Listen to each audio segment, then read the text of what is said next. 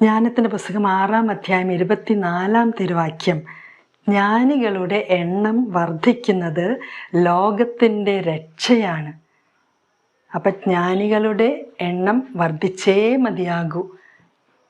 ജ്ഞാനികൾ എന്ന് വെച്ചാൽ ദൈവിക ജ്ഞാനം കൊണ്ട് നിറഞ്ഞ വ്യക്തികളുടെ എണ്ണം വർദ്ധിക്കണം.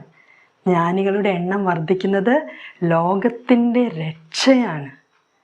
ഈ ലോകത്തിൽ കൂടുതൽ കൂടുതൽ ഭോഷത്വം വർദ്ധിക്കുന്നതിനേക്കാളും ഭോഷത്വം നിറഞ്ഞവരുടെ എണ്ണം വർദ്ധിക്കുന്നതിനേക്കാളും ദൈവികമായിട്ടുള്ള ജ്ഞാനം നിറഞ്ഞവരുടെ എണ്ണം വർദ്ധിച്ചുകൊണ്ടിരിക്കണം.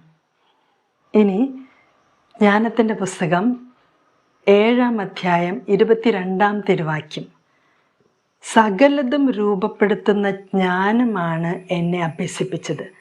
അപ്പോൾ സകലതും രൂപപ്പെടുത്തുന്നത് ജ്ഞാനമാണ്. ഈ ദൈവിക ജ്ഞാനം രൂപപ്പെടുത്തിയാലേ കറക്റ്റ് രൂപം വരികയുള്ളൂ, അല്ലെങ്കിൽ വിരൂപമായി പോകും.